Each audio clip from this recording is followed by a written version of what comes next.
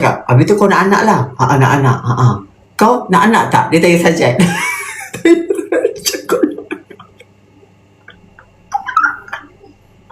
Sajat terus cakap, tak nak. Aku tak nak anak. Kenapa kau tak ada anak? Lepas tu lelaki tu kata dengan Sajat.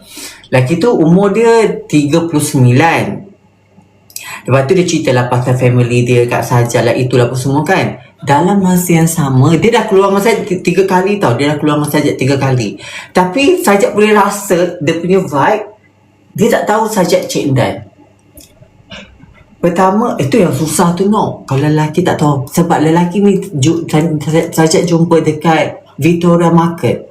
Bukan dekat dalam aplikasi ke apa. Bila kita dalam aplikasi, kita boleh beritahu yang siapa diri kita. Kita ni siapa, umur kita berapa ni. Tapi bila dia jumpa kat luar, dia takkan tahu aku ni siapa. Itu yang susah. Susah no, memang susah.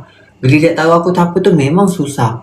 Lelaki Australia, lelaki Australia, lelaki Aussie. Lepas tu dia selalu cakap dengan Sajat kan. Dia kata cerita Sajat.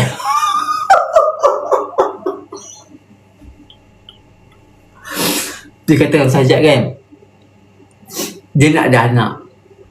Dia kata, aku kalau boleh aku nak kahwin. Mana dah tahu jodoh aku. Dia kata dengan Sajat, mana tahu jodoh aku sebelah aku ni ke. Dia kata maksudnya Sajat lah. Lepas tu dia kata, kau ni semacam je pula kan. Lepas tu dia kata, aku nak kahwin, dah ada anak apa semua. Kata, yalah, itulah impian aku. Lepas tu Sajat tu cakap, habis tu kau nak anak lah. Nak anak. Kau nak anak tak? Dia tanya Sajat.